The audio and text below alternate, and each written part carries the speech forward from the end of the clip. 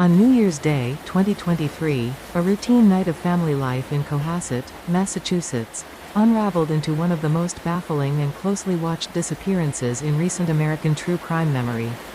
Ana Walshe, a 39-year-old real estate executive, mother of three, and a person described by colleagues as warm and diligent, was last confirmed seen around midnight on January 1st. In the days that followed, missing person searches, frantic reporting, and a bewildering sequence of statements would turn the quiet seaside community into the epicenter of a complex criminal investigation. What makes the Walshe story so gripping and disturbing is not only that Ana vanished, but that investigators say a trail of physical and digital evidence quickly pointed back to the man closest to her, her husband, Brian Walshe. Prosecutors allege a pattern: inconsistent statements about his whereabouts, digital searches on how to dispose of a body, and items discovered in trash that authorities say link back to Ana. Those details transformed what began as a missing person inquiry into a homicide investigation and then into a high-stakes criminal prosecution. By late 2025, the case reached a dramatic procedural point. Brian Walshe was formally in court. Opening statements in his murder trial began, jurors were seated, and the nation watched as prosecutors laid out a timeline of alleged actions and forensic leads. Along the way, Walshe pleaded guilty to certain related offenses, including misleading police and improper conveyance of a human body, while continuing to deny that he murdered his wife. That mix of admitted conduct and denied culpability is what makes this trial a tense, unresolved narrative, even as the legal system moves toward a possible verdict. Tonight, we'll walk that timeline step by step. The last confirmed sightings, the evidence investigators built, the courtroom battles over what can, and cannot, be admitted, and the open questions that keep the case in the public eye. I'll stay rooted in verified reporting and public court records, and I'll flag where assertions remain allegations, not proven facts. This is a story about disappearance, about investigative work, and about how a family's private tragedy has become a national legal drama, with consequences that reach far beyond one household. Late December 2022 and the start of 2023 seemed like an ordinary winter holiday for Ana and Brian Walshe and their family in Cohasset, Massachusetts. On New Year's Eve 2022, the couple, along with a friend, known publicly as Jem, shared dinner. Jem reportedly left around 1 o'clock to 1:30 a.m. on January 1st. According to the friend's account, nothing seemed amiss, mood was normal, conversation light. After Jem's departure, Ana and Brian reportedly went to bed.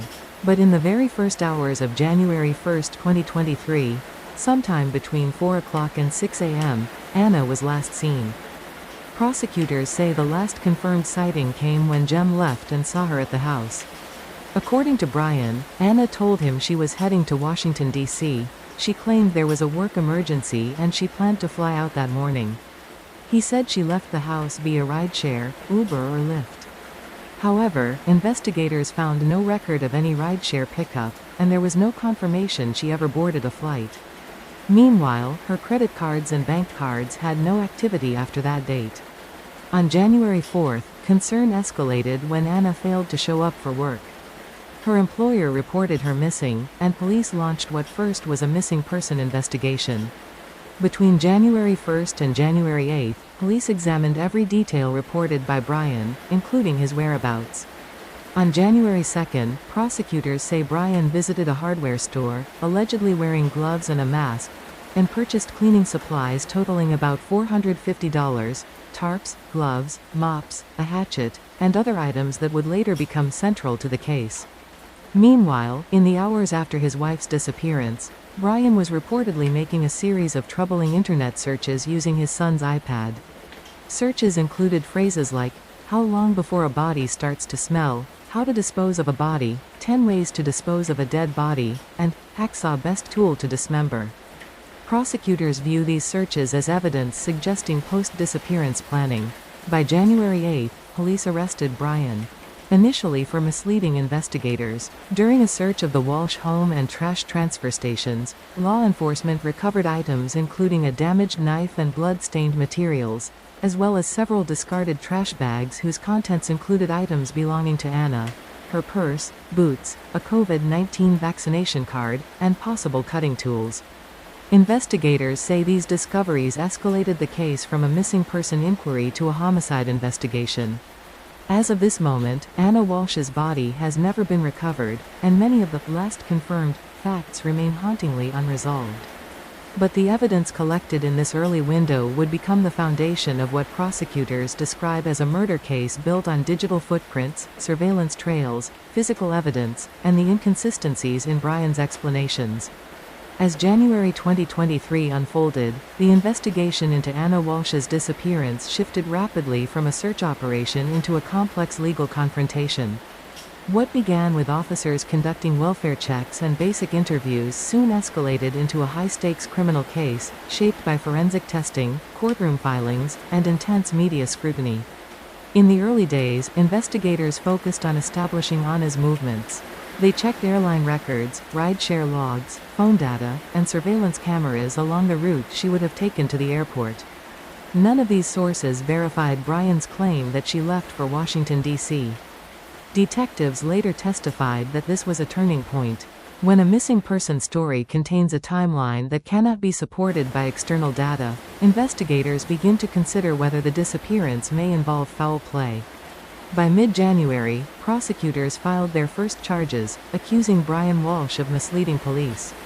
This charge may seem small compared to the larger allegations, but legally, it opened the door for detectives to gain search warrants for phones, laptops, and financial records.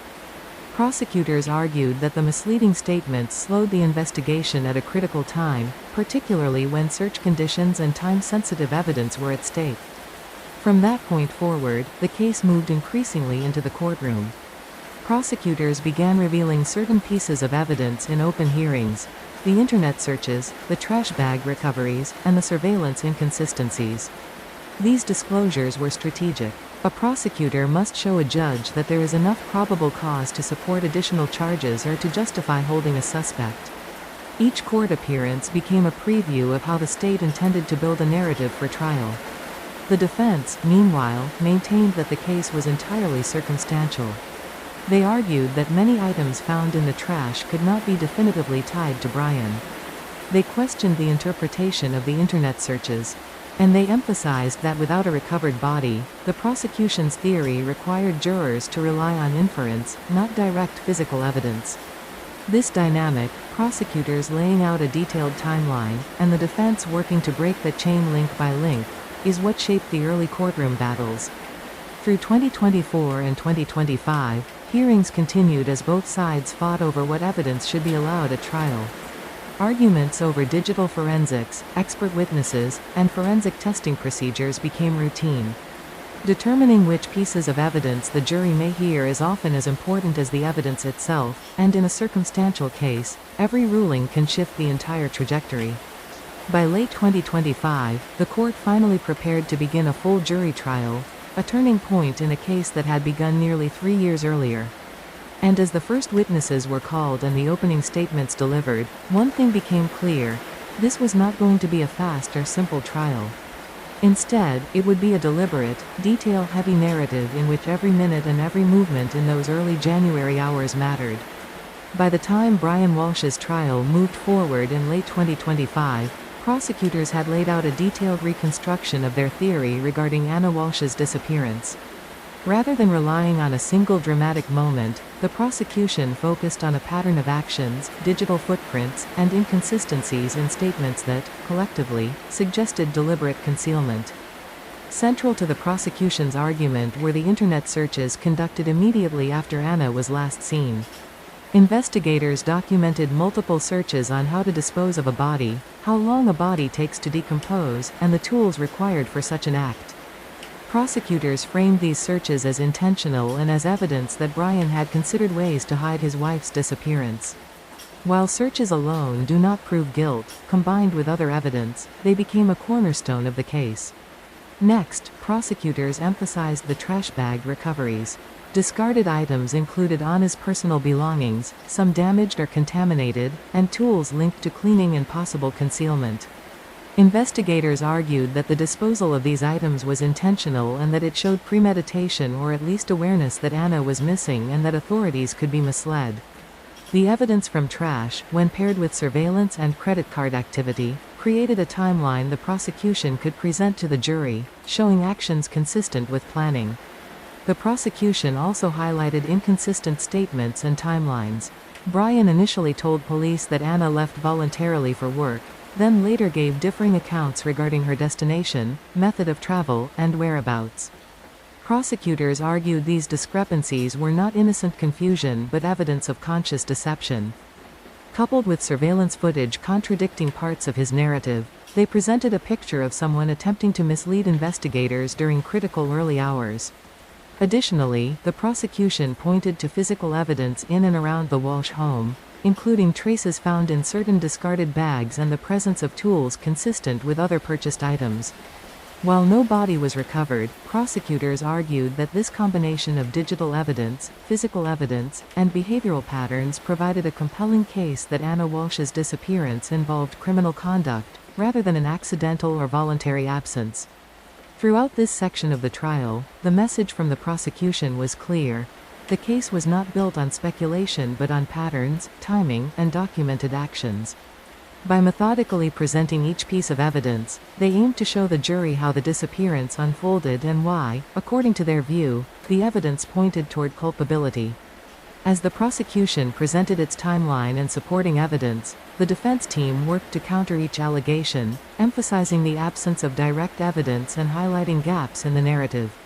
Central to their argument was that no body had been recovered. While circumstantial evidence can be compelling, the defense underscored that, without Ana Walshe's body, definitive proof of murder could not be established. The defense also challenged the interpretation of digital searches. While the prosecution argued these searches suggested intent or forethought, the defense contended that internet queries alone cannot prove action. They argued that searches could have been hypothetical, coincidental, or misunderstood in context. In their view, relying heavily on internet history risked creating assumptions rather than verified conclusions. Similarly, the trash bag evidence was contested. The defense acknowledged that items belonging to Ana were found discarded but questioned the method of collection, handling, and whether it definitively tied to the accused. They suggested alternative explanations for why personal items appeared in certain locations, arguing that circumstantial interpretations could be misleading. The defense also scrutinized inconsistencies in Brian Walshe's statements. They argued that discrepancies in testimony and reporting could result from stress, confusion, or miscommunication, rather than intentional deception. By framing these inconsistencies as human error rather than calculated misdirection, the defense aimed to reduce the weight of the prosecution's timeline in the eyes of the jury. Throughout hearings, the defense highlighted procedural and evidentiary challenges. They questioned whether certain items collected during the investigation met strict legal standards for chain of custody and authenticity. They also scrutinized witness testimony, emphasizing that recollections could be imperfect, especially under intense media scrutiny and the passage of time. Ultimately, the defense strategy was to remind the jury that the burden of proof lies entirely with the prosecution. By emphasizing gaps, alternate interpretations, and the absence of a recovered body, they sought to introduce reasonable doubt. This approach framed the case not as a simple narrative of guilt or innocence but as a complex puzzle with pieces that could be interpreted in multiple ways. As the trial progressed, the courtroom became a space of meticulous analysis, each side presenting a carefully constructed story, each claim weighed against documentation, testimony, and evidence. The tension between circumstantial proof and direct verification was central to the unfolding drama, keeping observers and investigators alike engaged in a case that remained as mysterious as it was tragic. As the trial unfolded, attention shifted to the jury's role and how the public perceived the case. In a high-profile disappearance like Ana Walshe's, every courtroom argument and piece of evidence is scrutinized not only by the jury but by the media and general public. Jurors were tasked with the careful balance of remaining impartial while analyzing a complex sequence of circumstantial evidence. The prosecution presented a detailed, step-by-step reconstruction of events, emphasizing timelines, digital footprints, and discarded items. They argued that these patterns, collectively, created a compelling narrative of culpability.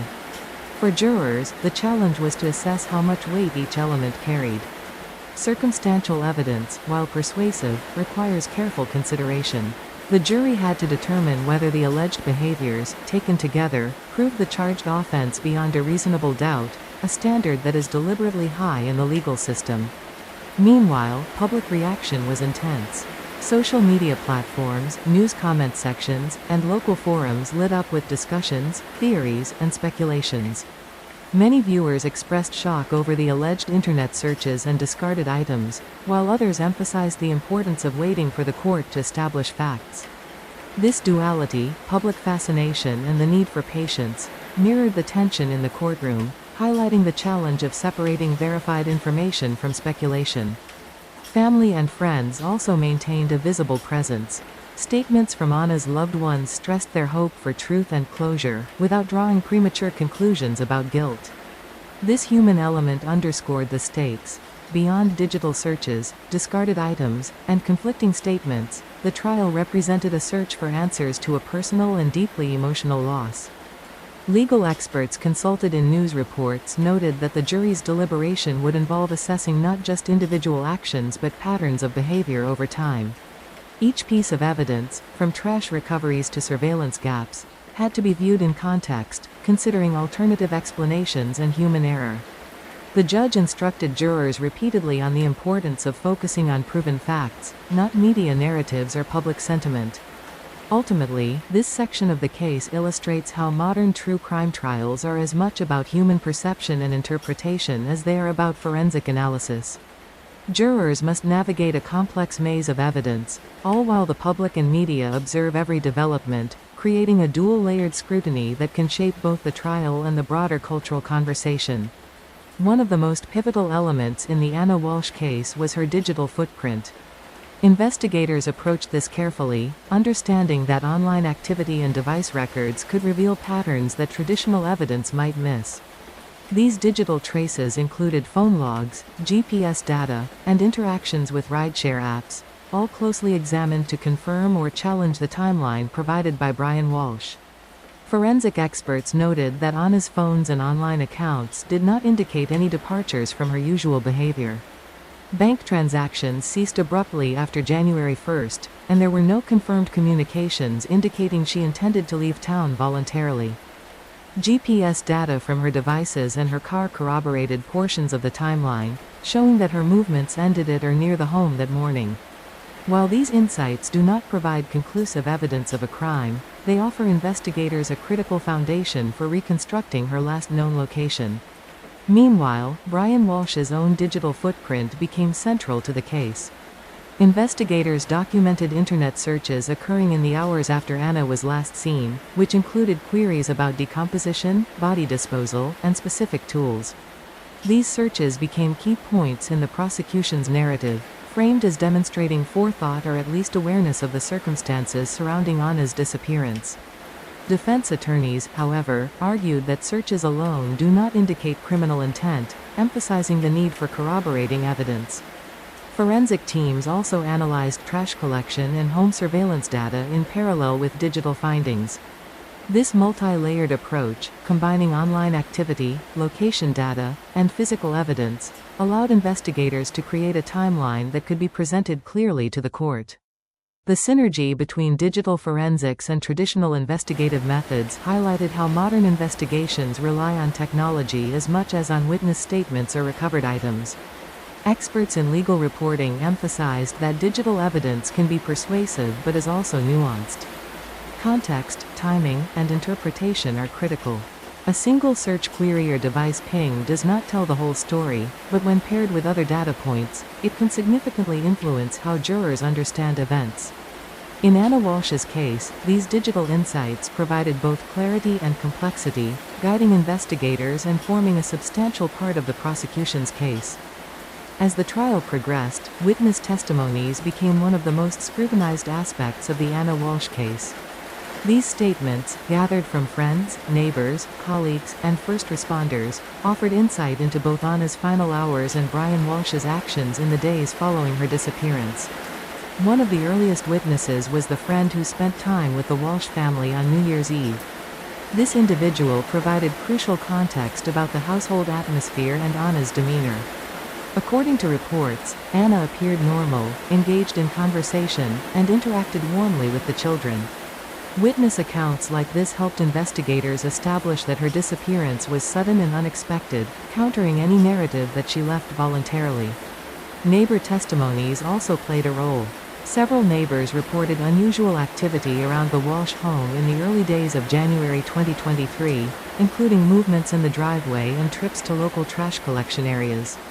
While these observations alone could not prove wrongdoing, they were corroborated with surveillance and digital evidence, forming part of the pattern presented by prosecutors. Colleagues at Ana's workplace added another dimension. They confirmed she had no travel plans, no emergencies that required her to leave town, and had not communicated any intent to depart unexpectedly. This testimony reinforced the theory that Ana did not leave of her own volition and helped establish a baseline for her typical behavior. First responders and law enforcement personnel also provided statements detailing their early interactions with Brian Walshe. These accounts focused on his demeanor, reported timelines, and initial explanations. Investigators noted certain inconsistencies in his statements during interviews, which became a point of contention in the courtroom.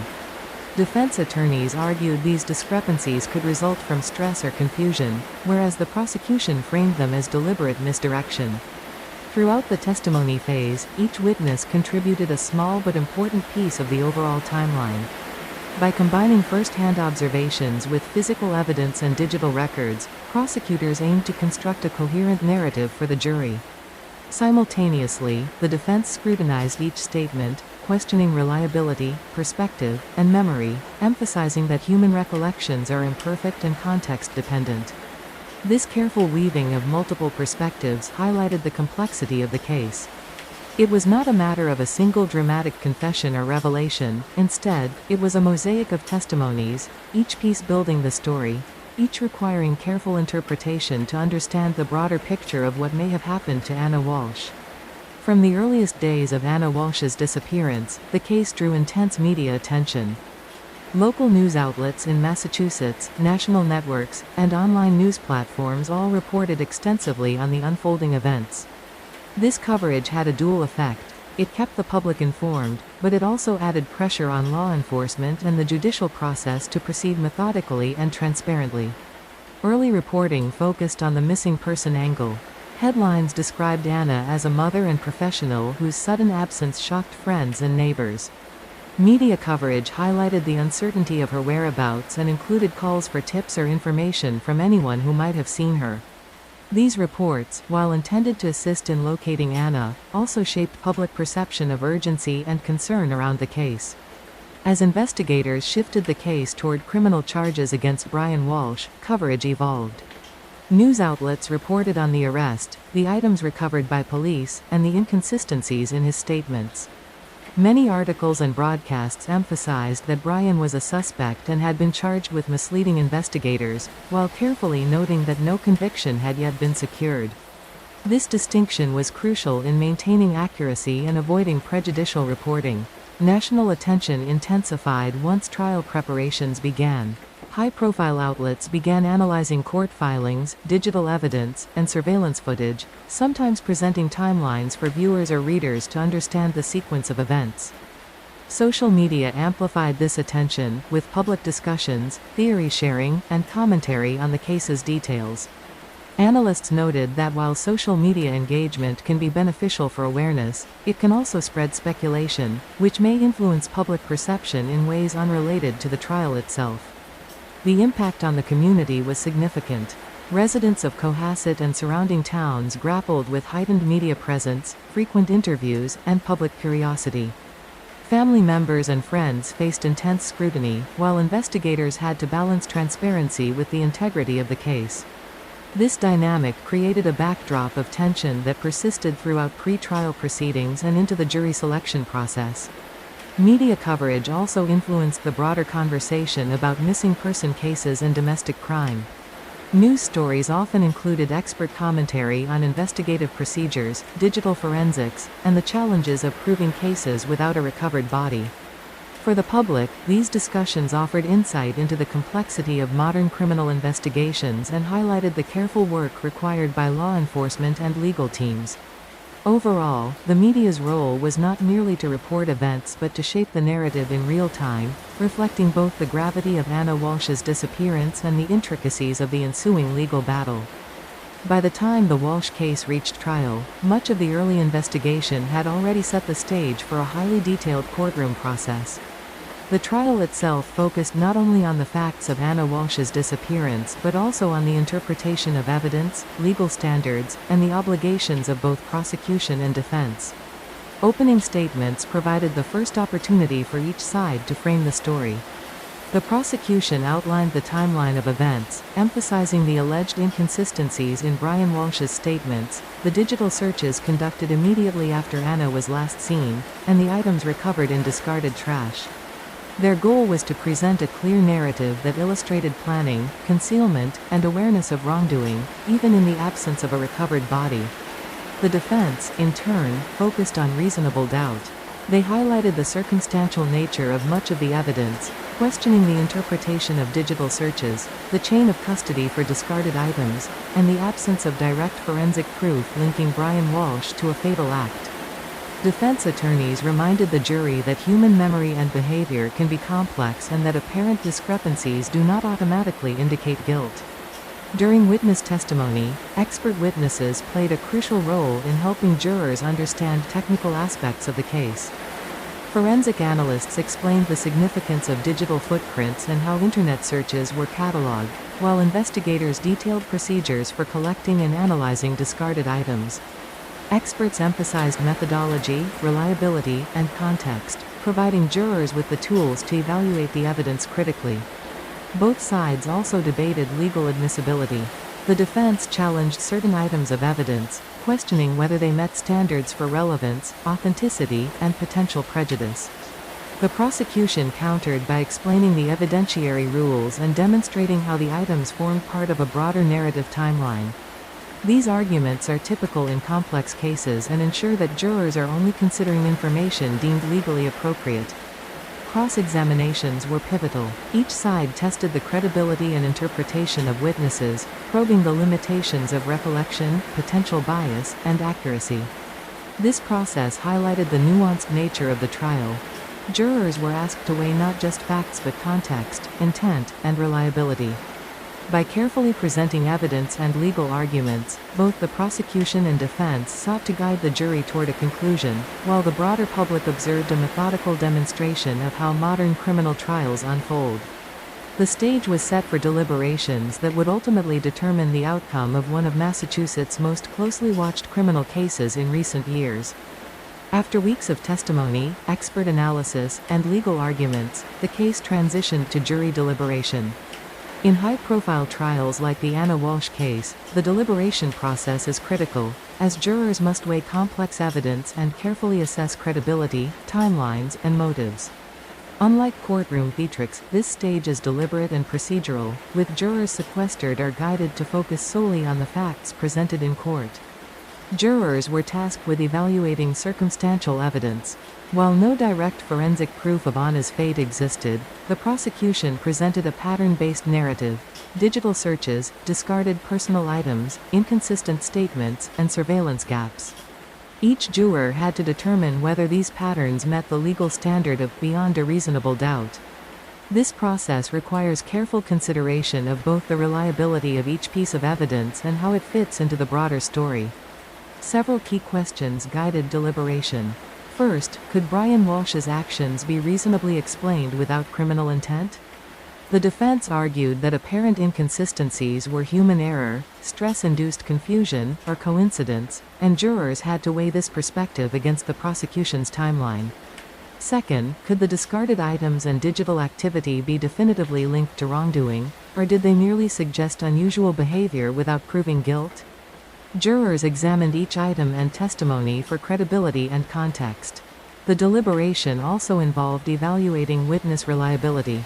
Statements from friends, neighbors, colleagues, and investigators were scrutinized for accuracy, memory lapses, and potential bias. Jurors had to balance these accounts against forensic evidence, determining which testimonies aligned with documented facts and which were open to interpretation. Public interest remained high throughout deliberation. Media outlets reported on the trial in real time, emphasizing procedural updates, court filings, and expert commentary. However, jurors were instructed to avoid external sources, focusing solely on evidence presented during trial, a reminder of the divide between courtroom reality and public speculation. Ultimately, jury deliberation reflects the legal system's careful balance between evidence and interpretation. In the Ana Walshe case, the jury faced the difficult task of deciding whether a sequence of circumstantial factors and behavioral patterns met the stringent standard for conviction, while weighing alternative explanations and maintaining impartiality. This stage underscores how meticulous and methodical the judicial process is, particularly in cases without a recovered body. Even as the trial progressed, numerous questions about Ana Walshe's disappearance remained unanswered. One of the most pressing unresolved issues is the location of Ana Walshe's body. Despite thorough searches, coordinated law enforcement efforts, and investigative leads, her remains have never been recovered. This absence continues to complicate both the legal narrative and the public's understanding of the case. Investigators and prosecutors have repeatedly emphasized that while circumstantial evidence can establish patterns of behavior, the lack of a body introduces uncertainty. This means that certain conclusions remain provisional, and every piece of evidence must be carefully weighed. Analysts note that cases without a recovered body require meticulous documentation and corroboration, which is why investigators pursue digital records, surveillance footage, and physical traces so intensively. Another unresolved aspect is the exact sequence of events during the early hours of January 1, 2023. While timelines have been reconstructed from witness accounts, GPS data, and other investigative sources, gaps remain. Jurors and the public alike are left to consider what happened inside the Walshe home and how the actions of those involved fit within the broader picture. These gaps make the narrative both compelling and deeply unsettling, highlighting the limits of even extensive modern investigation techniques. Questions also linger about intent and motivation. While prosecutors presented evidence suggesting planning or awareness, the defense argued for alternative explanations. Understanding why the alleged actions occurred, or whether they were part of a deliberate plan, remains a central point of debate. Without definitive insight into the accused's state of mind, jurors are tasked with interpreting intent based on actions and patterns rather than confession or direct testimony. Finally, the broader implications of the case remain significant. The Ana Walshe disappearance underscores challenges in missing person investigations, digital forensic analysis, and the interpretation of circumstantial evidence. Each new update from the trial, each witness statement, and each legal decision adds layers to the story, yet core mysteries endure. These unresolved elements continue to capture public attention, ensuring that Ana Walshe's case remains both a legal and social focal point. As we move into the final sections, it is essential to keep in mind that despite intense scrutiny and extensive documentation, some questions may never be fully answered. The case stands as a reminder of the complexities of criminal investigations, the limits of human understanding, and the importance of methodical, evidence-based judicial processes. The Ana Walshe case is a stark reminder of how sudden and mysterious disappearances can ripple through families, communities, and legal systems. From the initial reports of her vanishing to the complex courtroom proceedings, each layer of this story underscores the challenges of piecing together events when direct evidence is limited. The case highlights the careful work required by investigators, who must combine digital forensics, physical evidence, and witness accounts to create a coherent timeline. For viewers, it is a lesson in the importance of scrutiny and patience. In an era dominated by instant news and social media speculation, it can be tempting to jump to conclusions. Yet the Ana Walshe investigation demonstrates the value of methodical evidence collection, professional analysis, and due legal process. Every search, every surveillance clip, every witness testimony is a piece of the larger puzzle, and rushing judgment can obscure understanding rather than clarify it. The case also raises broader questions about trust, transparency, and accountability. In situations where individuals go missing under unusual or suspicious circumstances, communities look to law enforcement for answers. The dedication of investigators in Massachusetts, working tirelessly to reconstruct events and evaluate evidence, illustrates the importance of procedural rigor in even the most emotionally charged cases. While many details remain unresolved, the ongoing trial serves as a lens into modern criminal investigations. It shows how digital footprints, circumstantial evidence, and careful witness cross-examination can converge to build a comprehensive narrative. Jurors, investigators, and the public alike are challenged to balance skepticism with trust in documented facts. Ultimately, the story of Ana Walshe is more than a sequence of tragic events. It is a study in meticulous inquiry, legal nuance, and human emotion. Each update, each testimony, each legal argument contributes to a deeper understanding of both the crime and the process required to seek justice. For anyone following the case, it offers insight into how the judicial system works when certainty is difficult, but diligence is paramount. As we continue to monitor the case, it remains a reminder that in modern criminal investigations, answers are often built incrementally, and the pursuit of truth demands patience, professionalism, and careful attention to every detail. Ana Walshe's story continues to unfold, and every piece of verified evidence brings us closer to understanding what truly happened. As we wrap up this detailed look into the disappearance of Ana Walshe, it's clear that the case is complex, emotional, and still unfolding. While investigators, prosecutors, and the courts continue to piece together evidence, the story highlights the importance of careful, methodical inquiry in uncovering the truth. If you found value in this video, whether it's gaining insight into investigative techniques, understanding how circumstantial evidence works, or simply following a true crime story that is still developing, consider subscribing to the channel. Subscribing helps us continue producing deeply researched, professional content for viewers like you. Also, hit the like button if you appreciated the calm, step-by-step narration and want more cases explored in this style. True crime can be complicated, and supporting videos like this ensures we can bring you updates as they happen, along with verified, fact-based analysis. If you want to stay informed about ongoing cases, like Ana Walshe's, turn on notifications. That way, you'll be among the first to see updates, trial developments, and additional insights as investigators and courts release new information. Lastly, feel free to share your thoughts in the comments, but please keep discussions respectful and focused on verified facts. True crime communities thrive when viewers engage thoughtfully, share verified information, and respect the families involved. Your engagement, subscribing, liking, and commenting doesn't just support this channel. It helps build a community of viewers who value careful analysis, verified reporting, and human-focused storytelling. By joining this community, you're contributing to a space where complex cases like Ana Walshe's are explored thoroughly, responsibly, and thoughtfully. Thank you for watching, staying informed, and following this case with care. Your attention and curiosity are what allow us to continue producing detailed, professional content that respects both the story and the people involved. Story 2. It began with a man trying to rebuild, after a storm, after a loss, after hope seemed almost gone. Melvin Joseph Maxwell Jr. was living in a hotel in southeast Texas, a refinery worker trying to get back on his feet after losing everything in Hurricane Harvey.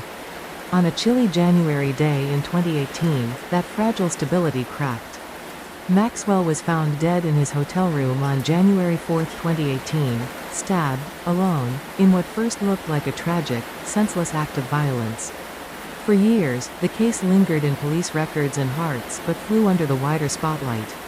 Then, in 2025, a renewed wave of attention hit when a true crime TV show revisited the story, reminding the nation of what happened, and reigniting public demands for justice. The accused, his former girlfriend, Stataraka Purvis. Evidence and court proceedings tied her to the crime, and by 2024 she was convicted, given a 22-year prison sentence. But even a conviction doesn't erase the pain. For the family of Maxwell, especially his mother, who later spoke publicly, the loss remains. The layers of this case go beyond a simple crime story. It touches on survival after disaster, love and betrayal, justice delayed, and the fragile thread between recovery and tragedy.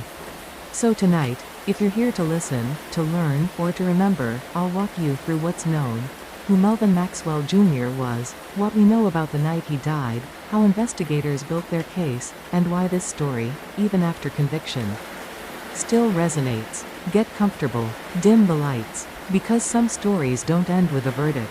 They live on, in memory. To understand the gravity of this case, we must first understand the man at its center. Melvin Joseph Maxwell Jr. was more than the headlines suggested.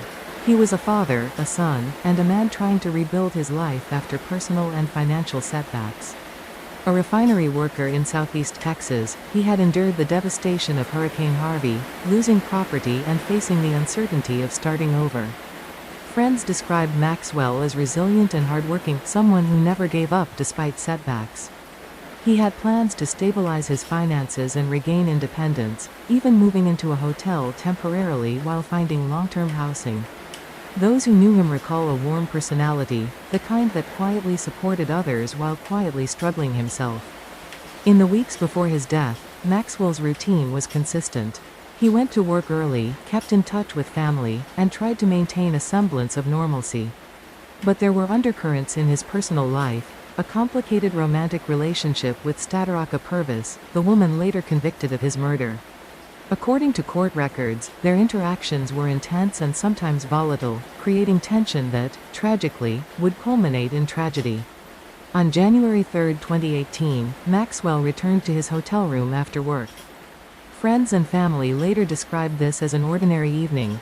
Nothing in his behavior suggested the events of the night would be catastrophic.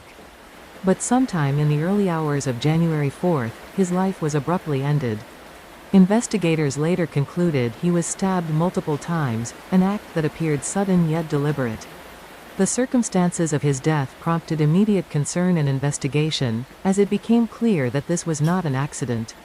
The hotel staff, first on the scene, noted the unusual circumstances, the door locked, no signs of forced entry, and the presence of certain personal items out of place.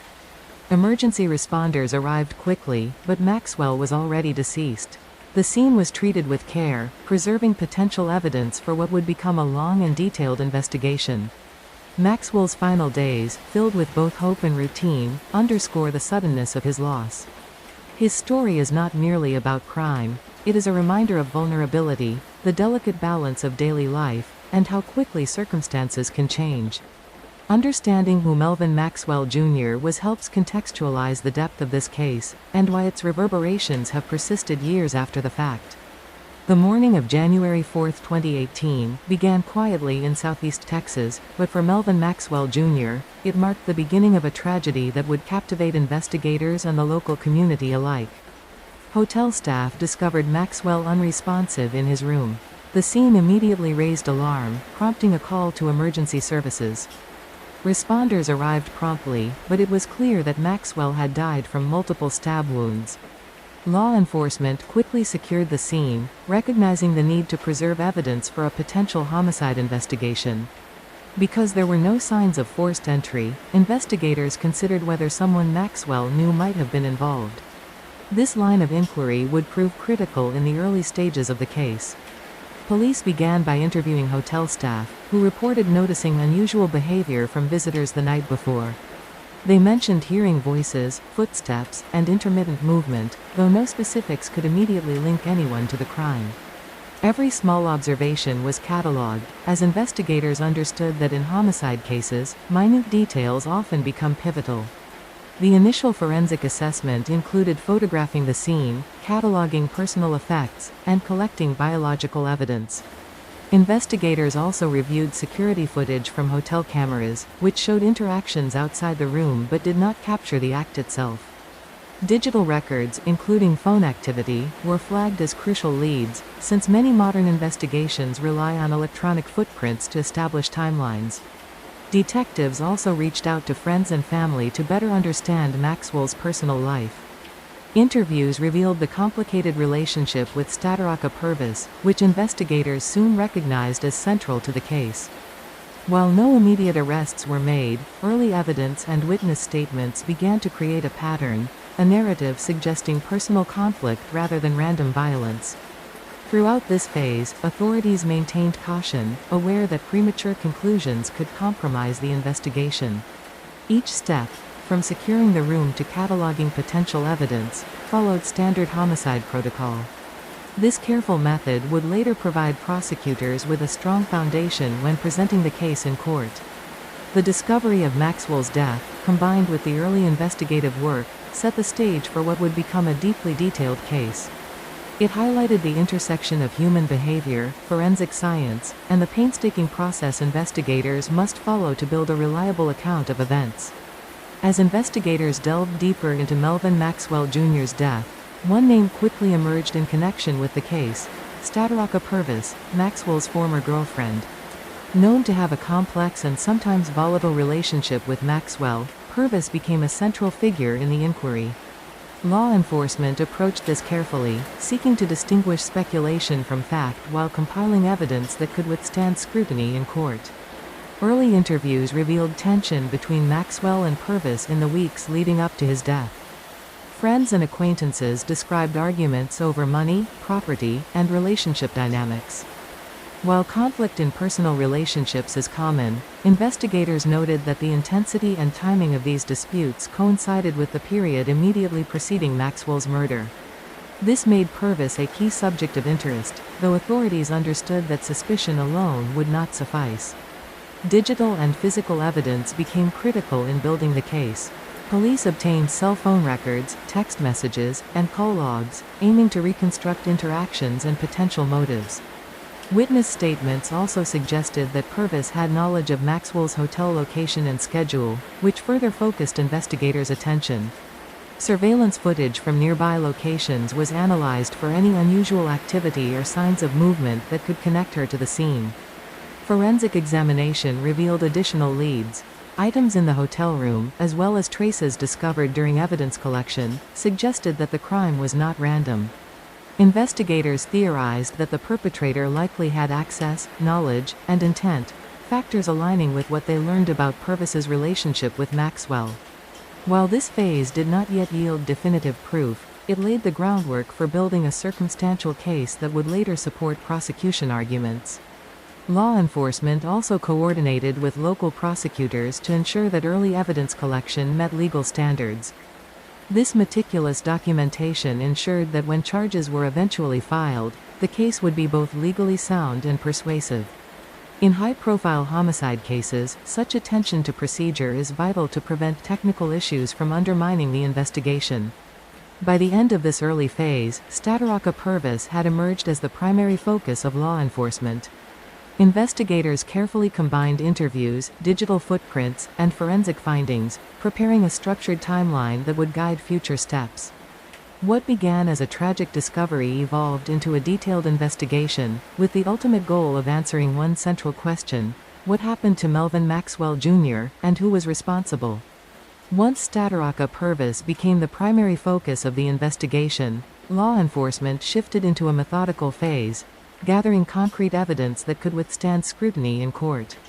Investigators understood that circumstantial evidence, while compelling, needed to be meticulously documented, verified, and linked to Maxwell's death. One key component was digital forensics. Police examined phone records, text messages, and call logs from both Maxwell and Purvis. Investigators were searching for patterns, communication timelines, abrupt changes in messaging habits, and any indication of planning or awareness. Digital footprints, often underestimated, became a powerful tool in reconstructing events. For example, phone geolocation data placed Purvis near the hotel around the time of the murder, providing a critical piece of the puzzle. Investigators also focused on physical evidence. Hotel room items, personal belongings, and traces collected from surrounding areas were analyzed in forensic labs. Biological samples and fingerprints, while limited, were carefully compared against records. Each recovered item was catalogued with precision, ensuring that prosecutors could later demonstrate a clear chain of custody and reliability of evidence. Witness testimonies played another significant role. Friends, co-workers, and acquaintances were re-interviewed to provide context on the relationship between Maxwell and Purvis. These statements revealed tensions, financial disputes, and behavioral patterns that aligned with the timeline of Maxwell's final hours. While no single witness could establish guilt alone, combined, these accounts helped create a coherent narrative of motive and opportunity. Investigators also consulted experts in forensic psychology and behavioral analysis. Understanding potential patterns of domestic conflict, escalation, and premeditation allowed authorities to interpret actions and predict possible behaviors. This step, while not evidence in itself, helped refine investigative priorities and focus resources on the most relevant leads. By the end of this phase, law enforcement had assembled a robust body of evidence. It was a combination of digital records, physical traces, witness testimony, and expert analysis, all pointing toward Purvis as the person with opportunity, knowledge, and motive. These efforts formed the foundation for the eventual prosecution strategy and highlighted the thoroughness required in high-profile homicide cases. The investigation now transitioned from discovery to preparation. Prosecutors were readying charges, and law enforcement was compiling a case designed to withstand intense legal scrutiny and public attention. After Stadaraka Purvis was formally charged with the murder of Melvin Maxwell Jr., the case entered the pre-trial phase, a period crucial for both the prosecution and the defense. This stage is often overlooked by the public, but it is where strategies are refined, evidence is scrutinized, and legal arguments are shaped, setting the tone for the trial itself. Early hearings focused on arraignment and bail considerations. Purvis appeared before the court to hear the charges and enter an initial plea.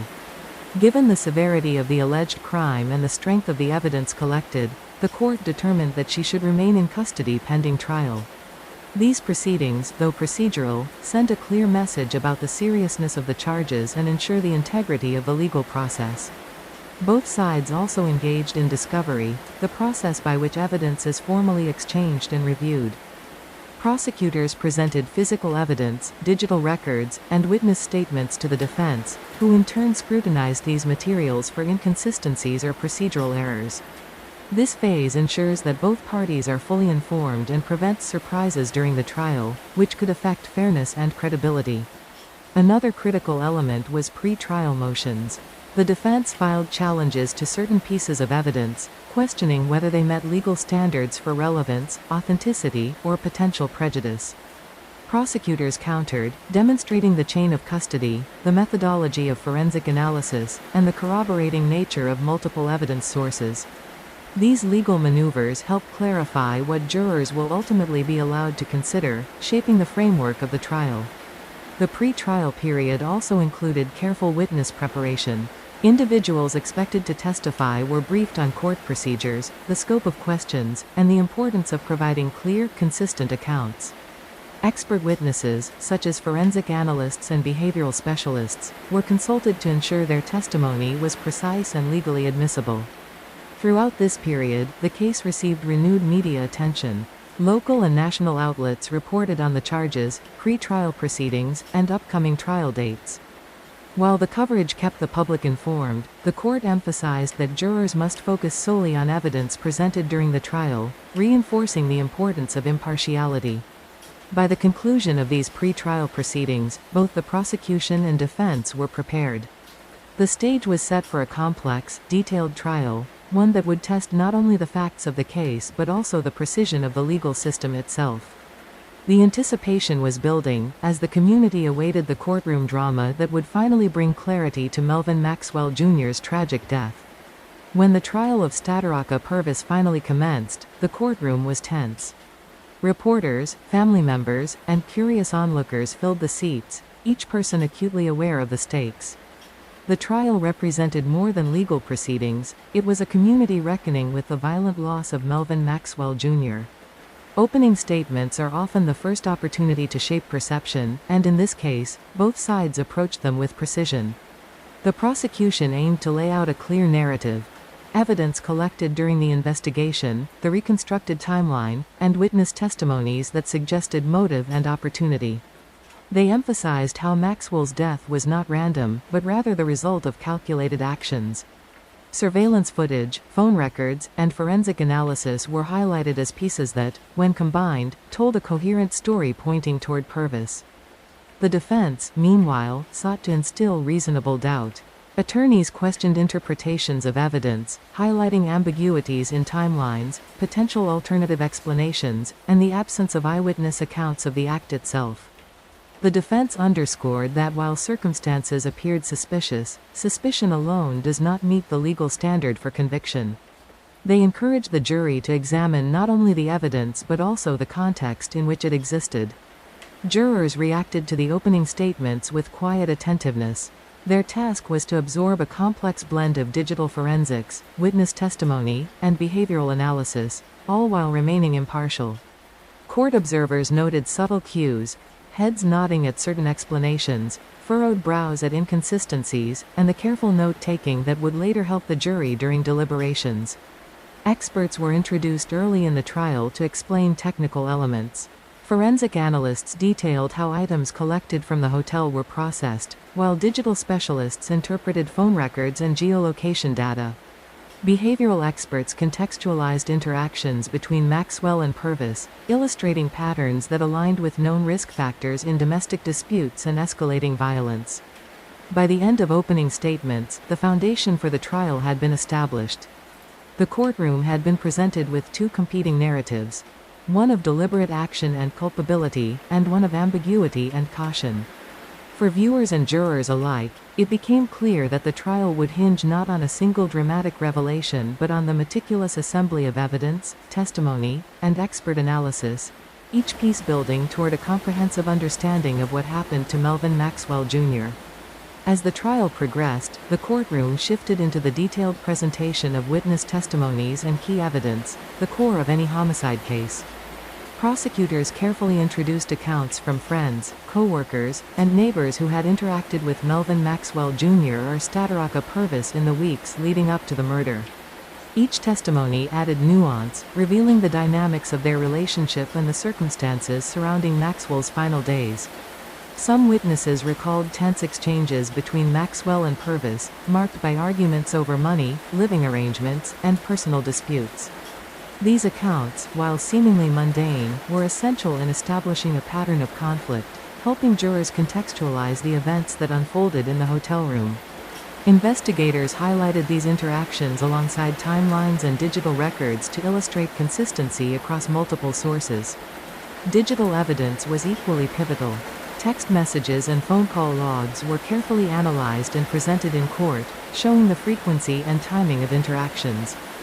Prosecutors emphasized that certain communications occurred during critical periods when Maxwell was last seen alive, reinforcing suspicions about premeditation.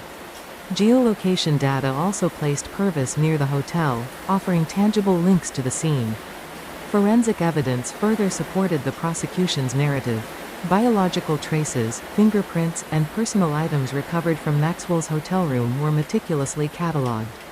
Expert testimony explained how each item was processed and examined, providing jurors with clarity about its relevance and connection to the alleged crime. This attention to detail underscored the careful methodology of investigators and strengthened the chain of evidence presented in court. Behavioral experts contributed additional insight, analyzing the relationship dynamics between Maxwell and Purvis. Their analysis highlighted patterns consistent with domestic disputes escalating to violence, helping jurors understand motive and opportunity from a psychological perspective. While not evidence of guilt alone, these interpretations added context to the physical and digital proof.